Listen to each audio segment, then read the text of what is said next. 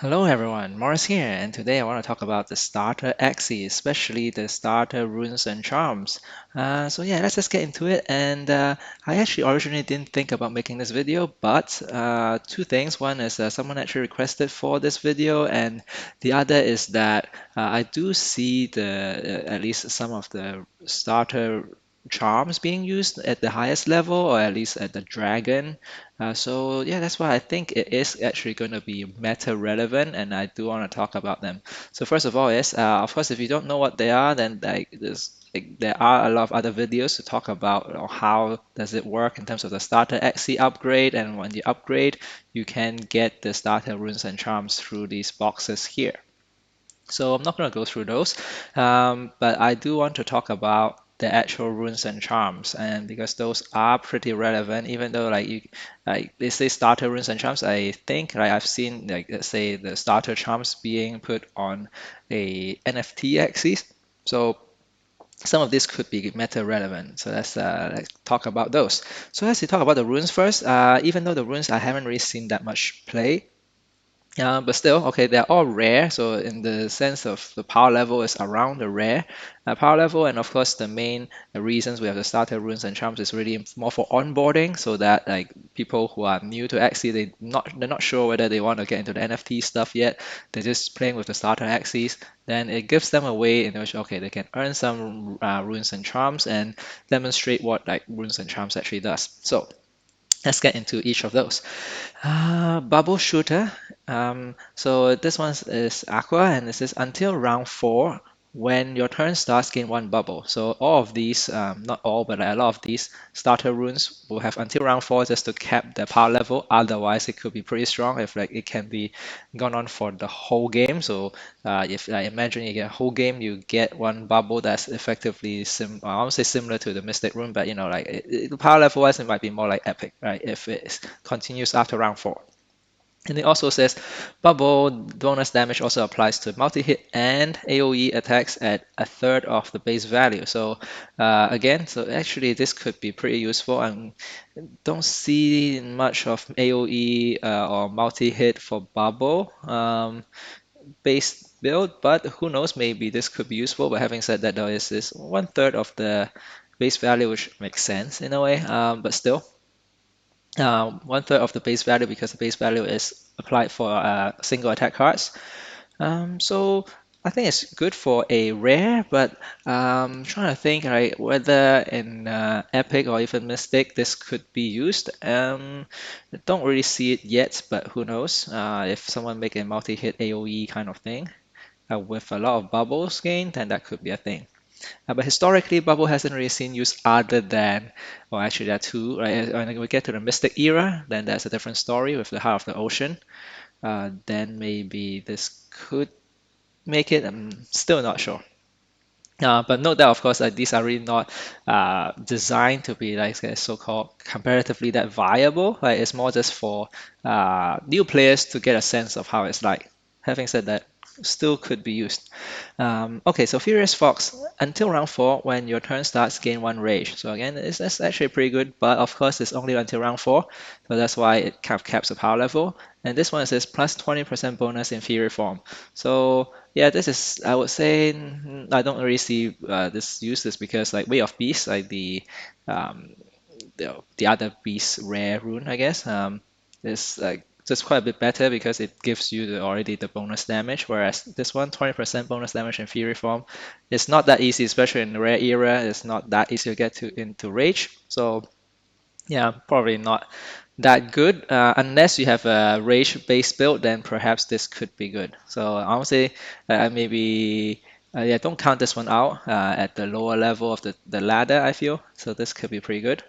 Okay, then the protector takes 10% less damage if this actually is in the frontmost position. So again, it's not very like meta relevant in the sense that yeah, it's only 10%. Sure, you always put it at the front anyway in terms of the tank, but still 10%. I think for a rare era makes sense, but compared to other things that usually is like 15 to 20%, then this is definitely can't be comparable with other epic runes and charms. So this one I feel like the design wise is I don't really like it. Just because I can imagine like this is more unique in the sense that okay, sure, like maybe even other eras, the other effects could be used, or even the 20% Fury form could be useful, especially gaining rage. But this one, the Protector, yeah, there are just other runes that outright outshine this one, I think.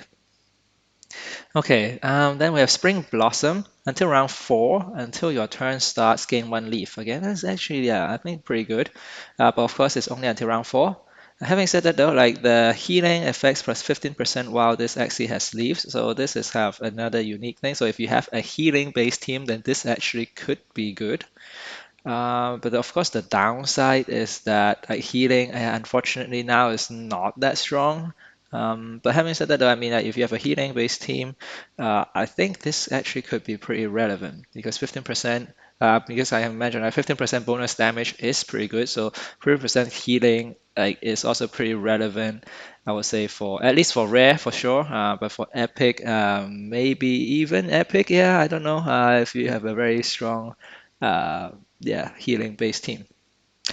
Okay, finally we have Nut Hunter, and wow, this one is pretty nut, I think, because it says until round 4, when your turn ends, put one Nutcracker card from your discard pile to top of your draw pile. So meaning, like let's say this turn you play a Nutcracker card, then next turn you draw it again. That is pretty nuts already.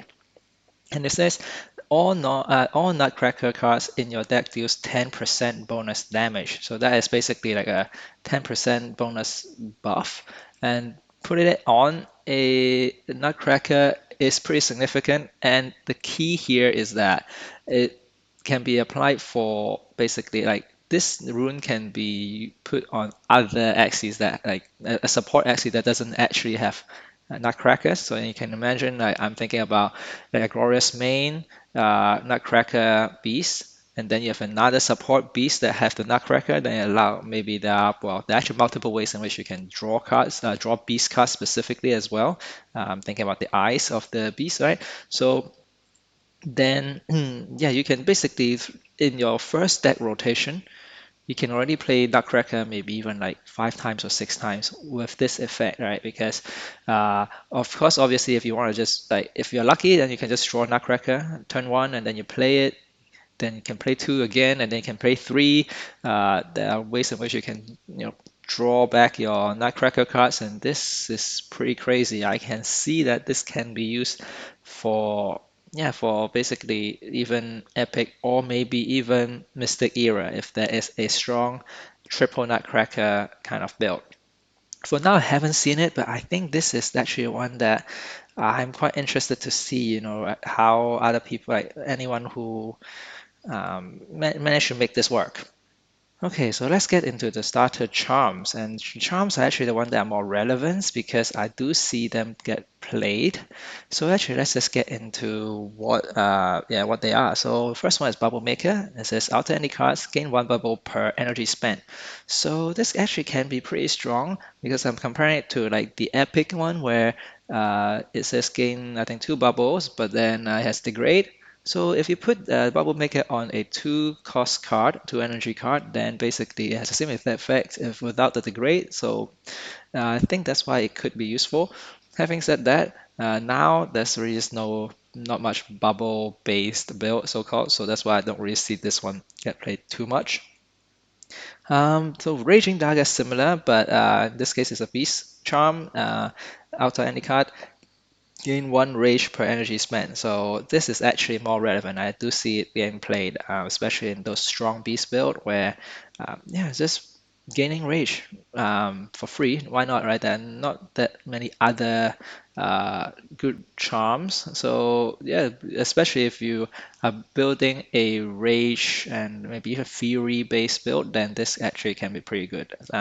Again, similar to the beast charm where I think the epic one, right, where you can gain 2 rage but have degrade.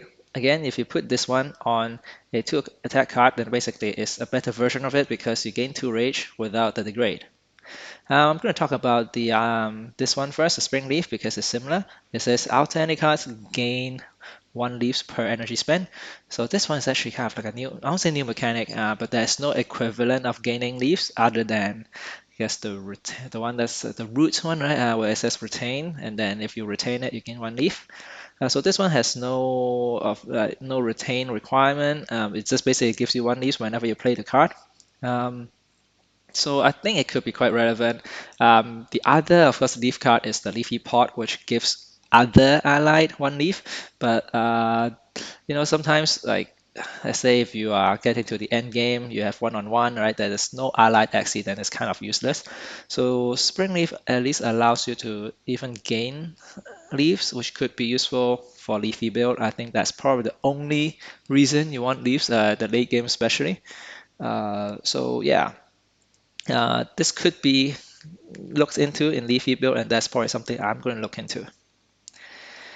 Okay, then we have Soldier Medal, and it says alter any heal or shield card. It says heal or shield other ally X equals to 10% of the heal or shield amount on the main target. So basically, it's kind of like an AoE heal, not AoE, but like spill over heal for the rest of your axes, or in this case, shield as well. So I think it's good against AoE, but it's only 10%, so it's really not that significant. So that's why I don't think I'll see this played too much, especially without too much taunt now in the rare era. So it's not easy to kind of spread your damage across the axes. That's why I think this one is going to be not too relevant. So finally, we have common pliers. So this one is actually probably going to be the most relevant one because I do also see it play. It says alter any non-attack cards. This actually single attack cards with at least 1 energy cost. Alright, gain +3 base damage when this card is played. So of course this is like kind of have some cap on the power level because it can only be put on non-attack cards. So meaning like you can put it on like a confident or something, then like you have maybe 5 other single attack cards, then that could be good. Then you basically buff all other 5 single attack cards on that axis, +3 damage. So of course, like in terms of power level, +3 is not that strong, but still, I think in the rare era, is quite significant if you can just get the confident play every that rotation. It doesn't have to be confident as well, so maybe even innocent lamb maybe because there's not much else you can put on it anyway. So like a buff of 3 for all the other single attack cards on this axis is not bad. So I think this one again this will be played in rare, but once you get to the epic, there are probably other stronger runes that outcompete this one. Okay, so this is all the starter runes and charms. So hopefully, yeah, you will find this useful, and maybe you can get your hands on one of these and try it out and see if it actually fits your playstyle. Especially if you are more of a free-to-play player, then yeah, these are gonna be pretty good because you don't have to, go into the marketplace and buy let's say you're playing beast, right? Yeah, you don't, and sometimes crafting doesn't really go your way, then yeah, maybe just get one of these. But of course, it's not easy. You have to grind it through the mission system to get the material that you need to get these runes and charms. So yes, I would say I'm still looking at Nut Hunter, and this still looks pretty nut to me. So do look out for this. Maybe even in the, I think, especially Epic era with the Glorious main. This, yeah, I'm looking for people who probably will be looking to make this combo work. Anyway, so that is it for this video. Thanks for joining me, and I will see you next time.